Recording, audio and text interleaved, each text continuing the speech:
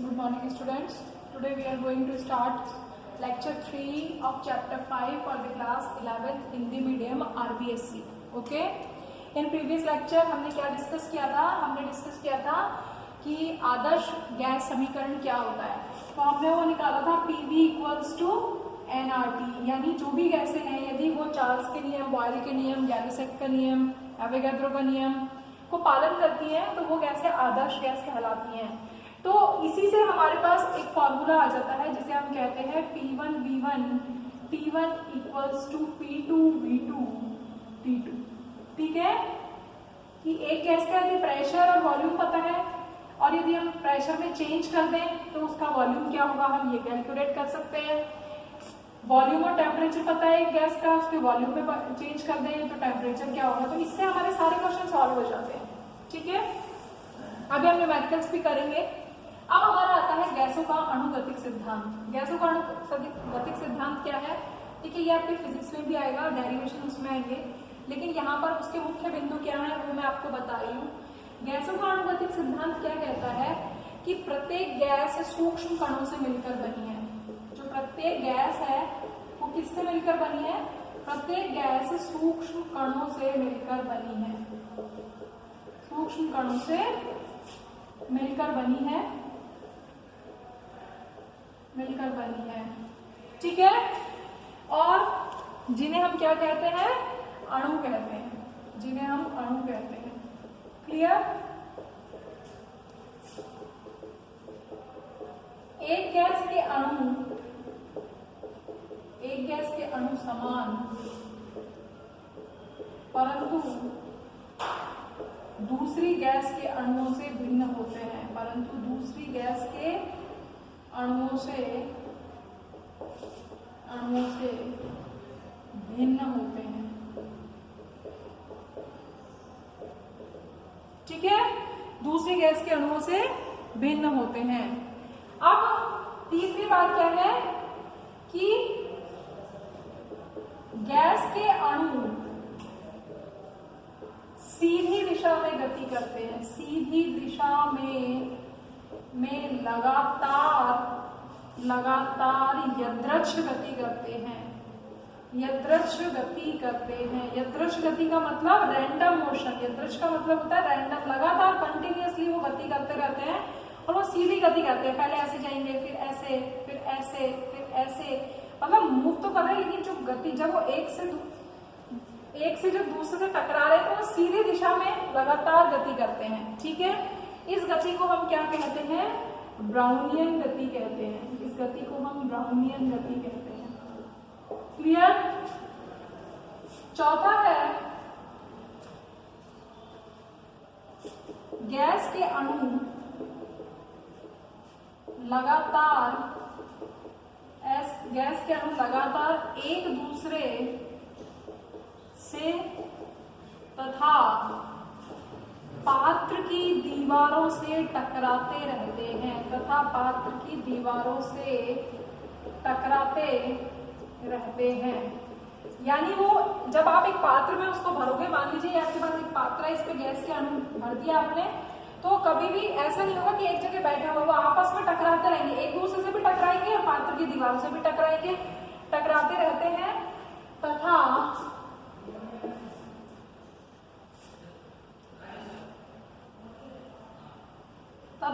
उनके द्वारा प्रति इकाई क्षेत्रफल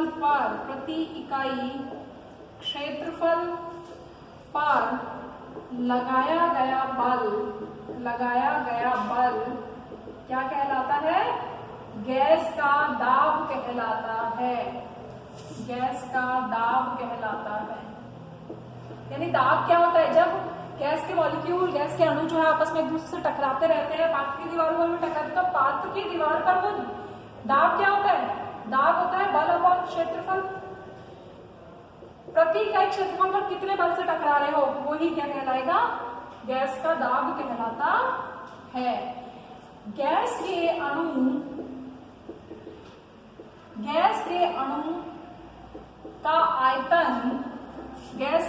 का आयतन कुल गैस के आयतन की तुलना में कुल गैस के आयतन की तुलना में नगण्य होता है। बहुत इंपॉर्टेंट बिंदु है, नगण्य होता है कि गैस के अणु का आयतन, ये एक पात्र है, इसके अंदर गैस भरी हुई है, ये बस, तो गैस का जो एक अणु है उसका जो आयतन है वो पूरे गैस के आयतन की तुलना में क्या होता है, नगण्य होता है। ठीक है। दूसरा क्या है, टक्कर गैस के अणुओं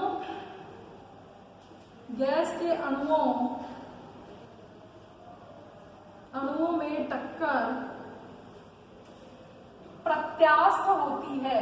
प्रत्यास्थ का मतलब क्या होता है, प्रत्यास्थ होती है, इलास्टिक, आप लोगों ने पढ़ा हुआ। प्रत्यास्थ का मतलब टक्कर से पूर्व अणु की जो ऊर्जा है और टक्कर के बाद, टक्कर से पूर्व और टक्कर के पश्चात जो ऊर्जा है, एनर्जी जो है वो बराबर रहती है, यानी ऊर्जा का ह्रास नहीं होता, ऊर्जा का क्षय नहीं होता। ठीक है, प्रत्यास्थ होती है। नेक्स्ट पॉइंट क्या है कि गैसों के अणुओं के मध्य आकर्षण बल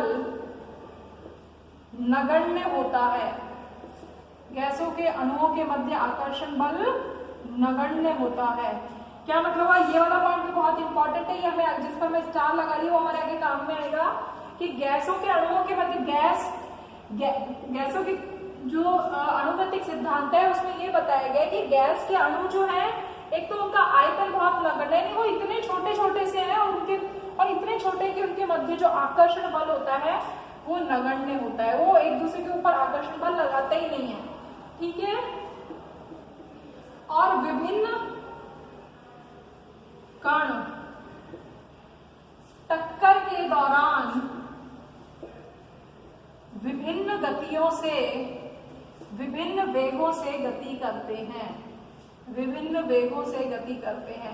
यानी एक ही गैस में बहुत सारे कण हैं, भले ही वो समान प्रकार के हैं, लेकिन कोई तेज बल से टकरा रहा है, कोई धीमे बल से टकरा रहा है, तो उनकी जो गति है, उनकी जो वेग है, उनकी जो वेलोसिटी है वो अलग अलग होती है। और यदि वेग अलग अलग होंगे तो उनकी गतिज ऊर्जा भी क्या होगी, गतिज ऊर्जा भी अलग अलग होगी। तो विभिन्न वेगों से गति करते हैं। और गैस के अणुओं की गतिज ऊर्जा उनके परम ताप के समानुपाती होती है। यानी जो काइनेटिक एनर्जी है वो किस बात पर डिपेंड कर रही है, जो गतिज ऊर्जा है वो किस बात पर, गतिज ऊर्जा क्या होती है, हाफ mv², वो किस बात पर डिपेंड कर रही है, that is directly proportional to temperature, ताप के समानुपाती। यदि ताप बढ़ाओगे तो वेग बढ़ेगा तो टक्कर बढ़ेगी। ठीक है। तो जो गैस के अणुओं की जो औसत गतिज ऊर्जा है वो उसके परम ताप के समानुपाती होती है। तो जो गतिज ऊर्जा आई आपकी, तो हमारे क्योंकि डेरिवेशन तो है नहीं कोर्स में, तो जो गतिज ऊर्जा है वो किसके बराबर है, गतिज ऊर्जा, औसत गतिज ऊर्जा जो है कितनी है, 3/2 PV, या 3/2 PV की जगह में क्या लिख दूं, आइडियल गैस इक्वेशन से nRT। समझ में आ रहा है? तो मैं क्या लिख दूं, यदि n इज इक्वल टू 1 मोल है तो गतिज ऊर्जा कितनी हो गई, 3/2 RT। क्लियर है? ये तो औसत गतिज ऊर्जा है।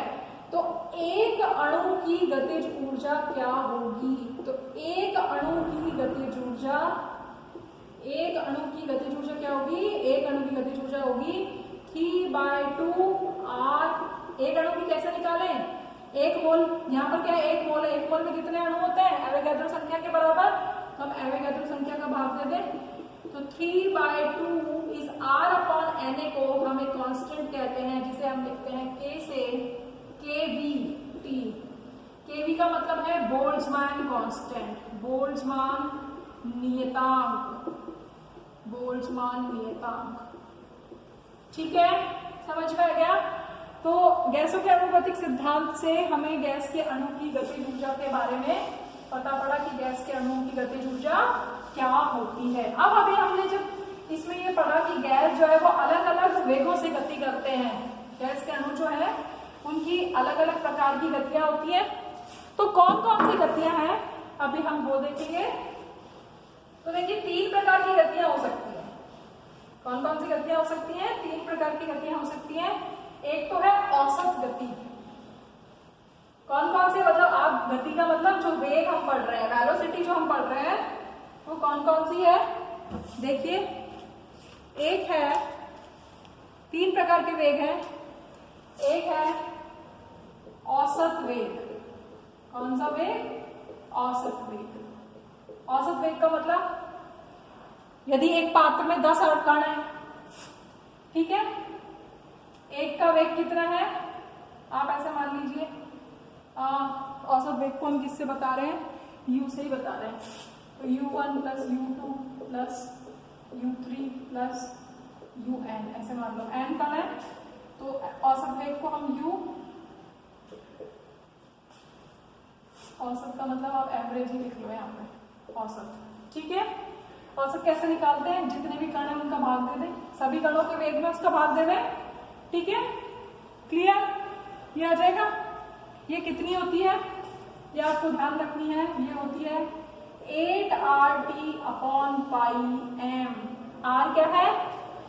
गैस नियतांक, T ताप, M अणुभार। तो एवरेज जो औसत वेग है वो इस फॉर्मूले से निकालेंगे। दूसरा है प्रायिकता वेग। प्रायिकता वेग, प्रायिकता वेग क्या होता है? औसत तो पता है आपको, जितने भी कण है उतनी कणों का भाग दे दें। प्रायिकता का वेग का मतलब है अधिकांश अणुओं द्वारा रखा जाने वाला वेग। अधिकांश अणुओं द्वारा रखा जाने वाला वेग, मतलब अधिकांश अणु जिस वेग से गति करते हैं वो क्या कहलाएगा? वो आपका प्रायिकता वेग कहलाएगा। प्रायिकता वेग को हम किससे बताते हैं? Cp, probable velocity. ठीक है, Cp या आप Cp ना लिखें, अलग अलग बुक में अलग अलग दिया हुआ है, U ही है ये, UNP, मोस्ट प्रोबेबल वेलोसिटी। ठीक है, प्रोबेबल वेलोसिटी क्या हो जाएगी आपकी? प्रायिकता वेग जो है वो होता है √2RT/m। ठीक है, नाउ कम टू दी कौन सा? अब आपके पास आ गया माध्य मूल वेग। माध्य मूल वेग ये क्या है? इसको हम बोलते हैं root mean square velocity, RMS velocity. ठीक है, URMS। URMS का मतलब देखो, जैसे कि नाम से पता पड़ रहा है आपके पास U1 U2 U3, मान लो 3 कण है, 3 कणों का वेग, ऐसे n कण होंगे। ठीक है, इनका वेग है u। ठीक है, सबसे पहले इनका वर्ग किया, इनके वेगों का वर्ग किया। ठीक है, वर्ग माध्य मूल वेग। ठीक है, फिर क्या किया? वर्ग कर लिया, फिर उसके बाद इसका क्या निकाला? माध्य निकाला। माध्य का मतलब जितने कण थे उसका भाग दिया, और फिर उसका मूल। मूल का मतलब अंडर रूट। क्लियर? तो रूट मीन स्क्वायर वेलोसिटी जो आपकी आई वो कितनी है? वो है √3RT/m। क्लियर? ठीक है, इसमें सबसे ज्यादा कौन सी होती है? सबसे ज्यादा होती है RMS, फिर उसके बाद होती है औसत वेग, और फिर औसत वेग के बाद होती है प्रायिकता वेग। क्लियर? ठीक है, ये इसका ऑर्डर होता है। अब आप आ जाइए गैसों का आदर्श व्यवहार से विचलन। गैसों का आदर्श व्यवहार से विचलन। अब हमारा नेक्स्ट टॉपिक शुरू होता है गैसों का आदर्श व्यवहार से विचलन। देखिए, अभी तक हमने ये माना था कि गैस जो है वो इन नियमों का पालन करती है, इसलिए गैसें कैसी हैं, आदर्श हैं। लेकिन वाकई में कोई भी गैस आदर्श गैस नहीं है। तो यदि गैस आदर्श नहीं है तो फिर कौन सी होगी, इसका मतलब गैस होगी वास्तविक गैस। ठीक है, तो दो प्रकार की गैसें हो गई, एक गैस हो गई आदर्श गैस, एक गैस हो गई वास्तविक गैस। आदर्श गैस जो PV = nRT का पालन करती है हर एक प्रेशर और टेम्परेचर पर, हर एक ताप और दाब पर। ठीक है, और आदर्श गैस नाम की कोई गैस होती नहीं है। ठीक है, तो सारी गैसें वास्तविक गैसें हैं। और ये क्या है, ये कम दाब और उच्च ताप पर, ठीक है। तो जो आपकी रियल गैसेस हैं वो रियल गैसेस क्या है, जो कि कम दाब और उच्च ताप पर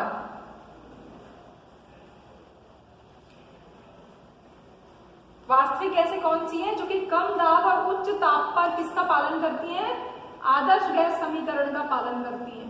आदर्श गैस यानी इस कंडीशन में तो ये आदर्श हो जाएंगी, बाकी इसके अलावा और कोई भी कंडीशन होगी तो उसमें ये वास्तविक, उसमें ये गैसें आदर्श गैस नहीं रहेंगी। दूसरा, आदर्श गैस के कणों को हमने कैसा माना है, पॉइंट चार्ज माना है, मतलब बिंदु आवेश माना है। बिंदु आवेश का मतलब कण जो है वो कैसे है, बिंदु के रूप में, डॉट के रूप में है। जबकि वास्तविक गैस में हमने कण को कैसा माना है, दृढ़ गोले के रूप में माना है। अभी हम आगे पढ़ेंगे तो आपको समझ में आएगा, दृढ़ गोले के रूप में माना है। ठीक है, आदर्श गैस के अणु में माना गया है कि गैस के अणु का जो आयतन है, अणु का आयतन जो है वो कैसे नगण्य माना है, जबकि इसमें कुछ ना कुछ आयतन होता है, नगण्य नहीं माना है। आदर्श गैस में क्या माना है, आदर्श गैस में माना है कि अणुओं के मध्य आकर्षण बल नहीं होता। क्या नहीं होता, आकर्षण बल नहीं होता, जबकि यहाँ पर आकर्षण बल होता है। तो आपसे दोनों में डिफरेंस पूछा जाए तो आपको ये पता होना चाहिए। तो क्या होता है कि जो गैसें हैं, अब कोई भी गैस, इसका मतलब आदर्श गैस तो है नहीं, परिस्थितियों के ऊपर निर्भर कर रही है। तो गैसें जो है वो आदर्श व्यवहार से विचलन दिखाती हैं। आदर्श व्यवहार से विचलन को हम किससे बताते हैं, Z से बताते हैं। Z क्या है, Z है संपीड्यता गुणांक, संपीड्यता गुणांक। ठीक है, इसकी वैल्यू कितनी होती है, PV/nRT होती है। ठीक है, V यहाँ पे क्या है, रियल, रियल का मतलब वास्तविक। nRT की जगह में क्या लिख दूं, nRT की जगह में रियल का तो मतलब तो समझ में आ रहा है ना, वास्तविक, PV। तो अभी मैं यहाँ पर क्या लिख दूं, आइडियल लिख दूं, तो P से P कट गया। तो जो संपीड्यता गुणांक है वो क्या है, वास्तविक गैस का आयतन और आदर्श गैस के आयतन का अनुपात है। ठीक है, संपीड्यता गुणांक कहलाता है। अब यदि कोई गैस, यदि मान लीजिए आपके पास तीन कंडीशन आ गई, फिर यहाँ पर वापस से कौन कौन सी कंडीशंस आ गई, कि यदि आप देखिए कि यदि मान लीजिए जो आदर्श गैस है, अभी आपको बताया कि कोई भी गैस जो है वो आदर्श तो होती नहीं है, आदर्श तो एक काल्पनिक है, हाइपोथेटिकल सिचुएशन हमने मानी है कि यदि वो चार्ल्स का नियम का पालन कर रही है, बॉयल के नियम का पालन कर रही है, तो इसका मतलब वो कैसी है, आदर्श गैस। ठीक है, जबकि ज्यादातर गैस, सारी गैसें क्या है, वास्तविक गैसें हैं। ठीक है, तो गैसें जो है वो आदर्श व्यवहार से विचलन प्रदर्शित करती हैं। ठीक है, तो वो जो विचलन प्रदर्शित करती है उसको हम किससे बताते हैं, संपीड्यता गुणांक से बताते हैं। अब संपीड्यता गुणांक देखिए क्या हो सकता है कि मान लीजिए आपके पास तीन कंडीशन आती हैं, यदि V रियल का मतलब तो समझ पा रहे ना, वास्तविक, V वास्तविक बराबर है V आइडियल के, यानी आदर्श गैस का आयतन और वास्तविक गैस का आयतन बराबर बराबर है, तो Z की वैल्यू क्या हो जाएगी, 1 हो जाएगी। यदि मान लो गैस का आयतन ज्यादा है, ठीक है भाई, यदि दोनों हमें नहीं पता, देखकर तो पता पड़ता नहीं कि कौन सी गैस आइडियल है, कौन सी आदर्श है, कौन सी वास्तविक है। यदि हमारे पास दो गैसें हैं, एक गैस समीकरण का पालन कर रही है, दूसरे समीकरण का पालन नहीं कर रही है, तो हमें पता पड़ जाएगा आइडियल और रियल है। यदि दो गैसें हैं, उनके आयतन दोनों के यदि बराबर हैं, तो दोनों गैस आइडियल रियल दोनों ही बराबर है, तो उस केस में क्या होगा, z की वैल्यू 1 हो जाएगी, क्योंकि रियल की जगह हम आइडियल, रियल की जगह हम रियल लिख दें तो कट जाएगा, और रियल की जगह हम आइडियल लिख दें तो कट जाएगा, तो v की वैल्यू कितनी आ जाएगी, 1 आ जाएगी। लेकिन यदि आदर्श गैस का आयतन जो है कम है, मतलब जितना आपके समीकरण के हिसाब से, आदर्श गैस समीकरण के हिसाब से जितना आयतन आना चाहिए, आदर्श गैस समीकरण के हिसाब से किस गैस का आयतन आएगा, आदर्श गैस का आएगा, तो आदर्श गैस का जितना आयतन आना चाहिए उतना ही यदि वास्तविक गैस का आ रहा है तब तो वो कैसी गैस है, आइडियल गैस है। लेकिन हम देखते हैं कि इतना आता नहीं है, इससे ज्यादा यदि आयतन आ रहा है तो जो कॉम्प्रेसिबिलिटी फैक्टर है वो कितना हो जाएगा, 1 से ज्यादा हो जाएगा। समझ में आ रहा है, ठीक है। तीसरी कंडीशन क्या हो सकती है कि आदर्श गैस का आयतन ज्यादा हो जाए वास्तविक गैस से, ठीक है, तो इस केस में क्या हो जाएगा, इस गैस में ऐसा हो जाएगा। क्लियर, ठीक है। तो संपीड़ितता गुणांक की वैल्यू जो है वो 1 से ज्यादा भी हो सकती है, 1 भी हो सकती है और 1 से कम भी हो सकती है। तो यदि z की वैल्यू 1 है तब तो गैस कैसी है, आदर्श गैस है, ठीक है। और यदि 1 से ज्यादा है या 1 से कम है, 1 से यदि ज्यादा है तो कैसी हो जाएगी, पॉजिटिव, 1 से ज्यादा यदि किसी की वैल्यू है तो पॉजिटिव हो गई, और 1 से कम हो गई तो नेगेटिव हो गई, तो गैस कैसी होगी, वास्तविक गैस होगी। समझ में आ रहा है आपको मैं क्या बता रही हूँ, कि संपीड़ितता गुणांक ये बताता है कि कोई भी गैस आदर्श व्यवहार से विचलन, मतलब आदर्श व्यवहार प्रदर्शित कर रही है या उससे या वास्तविक की तरफ जा रही है। यदि z की वैल्यू 1 है तो वो आदर्श गैस की तरह व्यवहार कर रही है, और यदि उसका वैल्यू मान लीजिए 1 से ज्यादा है, 1 से ज्यादा कम होगा, जितना आयतन आना चाहिए था उससे ज्यादा आयतन आ रहा है, ज्यादा आयतन आएगा तो इसका मतलब गैस क्या हो गई, फैल गई, एक्सपैंड हो गई। और यदि गैस फैल गई, गैस कब फैलती है, जब गैस के अणुओं के मध्य क्या हो, प्रतिकर्षण बल हो। समझ में आ रहा है ये, प्रतिकर्षण बल हो भाई, ठीक है। तो यदि z की वैल्यू 1 से ज्यादा होगी तो वो कैसा विचलन प्रदर्शित करेगी, धनात्मक विचलन प्रदर्शित करेगी। तो यहाँ पर 1 नंबर का क्वेश्चन बन रहा है, यदि z की वैल्यू 1 है तो किस प्रकार का विचलन प्रदर्शित करती है, नंबर 1, उस टाइम पर गैस का आयतन कितना है, यदि ज्यादा है तो गैस क्या करेगी, एक्सपैंड करेगी, कॉन्ट्रैक्ट करेगी, कोई चेंज नहीं होगा, फैलेगी। कोई भी चीज कब फैलती है, जब उसके अणुओं के मध्य क्या होता है, रिपल्शन होता है। यदि वो नेगेटिव डेविएशन शो कर रही है तो इसका मतलब है कि यहाँ पर देखो, यहाँ पर जो गैस का आयतन आना चाहिए था, आइडियल जितना आना चाहिए था गैस समीकरण के हिसाब से, उससे कम आ रहा है, यानी गैस क्या हो गई, सिकुड़ गई, गैस कॉन्ट्रैक्ट हो गई। कॉन्ट्रैक्ट हो गई तो कोई भी चीज कॉन्ट्रैक्ट कब होती है, जब उसके मध्य क्या लगते हैं, आकर्षण बल लगते हैं। समझ में आ रहा है। तो यदि, तो यहां से आपके पास 3 कंक्लूजन आए कि यदि z बराबर 1 है तो गैस आदर्श है, वो कोई विचलन प्रदर्शित नहीं कर रही है। यदि z की वैल्यू 1 से ज्यादा है तो वो धनात्मक विचलन प्रदर्शित कर रही है, उस स्थिति में गैस का आयतन आदर्श गैस के आयतन से ज्यादा है, गैस फैल रही है और उसके मध्य प्रतिकर्षण बल है। यदि z का वैल्यू 1 से कम है तो वो नेगेटिव डेविएशन शो कर रही है, उसका आयतन जो है वो कम है, गैस सिकुड़ रही है और आकर्षण बल कैसे हैं, प्रभावी हैं। ठीक है। यदि हम z और p के बीच में कर्व खींचें, ठीक है, अलग अलग गैसेस के लिए, तो हम देखते हैं कि हाइड्रोजन हीलियम के गैस, हाइड्रोजन और हीलियम गैस के जो वक्र है वो तो इस तरीके से आते हैं, प्रेशर को बढ़ाते जाते हैं। तो हम देखते हैं कि इन गैसेस के लिए यहाँ से ही स्टार्टिंग से ही दाब की सभी वैल्यू पर z की वैल्यू क्या है, यहाँ तो 1 है, यहाँ पर क्या है, पॉजिटिव है, यहाँ पर नेगेटिव है, इससे ऊपर तो प्लस में और इससे नीचे माइनस में, और यहाँ पर 0 है, यहाँ पर 1 है। ठीक है, क्लियर।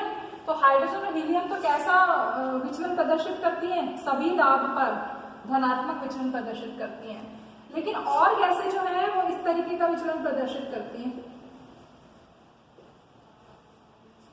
ठीक है, यानी दाब यहाँ पर तो कम है, यहाँ कम है ना, तो कम दाब पर तो कैसा विचलन प्रदर्शित कर रही है, माइनस प्रदर्शित कर रही है, और जैसे जैसे हम दाब बढ़ाते जा रहे हैं गैसों का संपीड़ितता गुणांक बढ़ता जा रहा है और गैस धनात्मक विचलन प्रदर्शित कर रही है।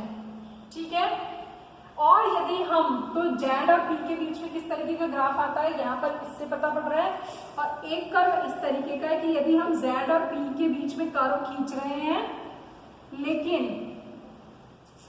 ये Z की वैल्यू 1 है, यहाँ पर प्लस है, यहाँ पर माइनस है, तो हम देखते हैं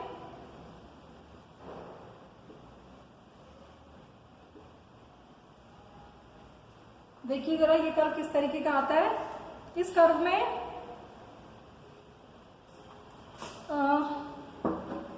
ये जो कर्व है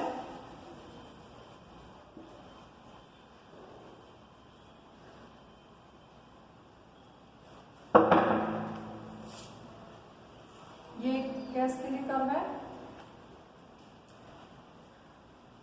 ठीक है, ये T1,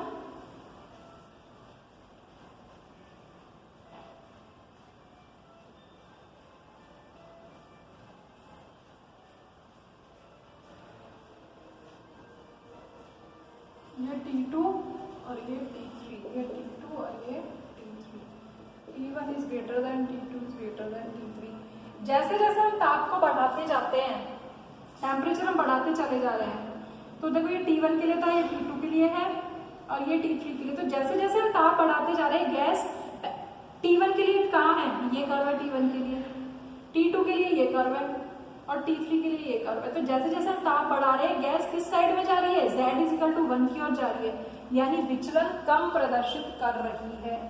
ठीक है, विचलन कम प्रदर्शित कर रही है, इसका मतलब गैस कैसी होती जा रही है, ताप बढ़ाने पर गैस आदर्श होती जा रही है, और ताप कम करने पर गैस कैसी है, वास्तविक गैस है। तो इस तरीके से हम आदर्श व्यवहार से विचलन मालूम कर सकते हैं। तो आज आपको ये बताया, आप इसको पढ़ेंगे, इसके न्यूमेरिकल वगैरह जो भी है उनको सॉल्व करेंगे। कल हम वॉन डेर वाल गैस स्थिरांक पढ़ेंगे। Thank you.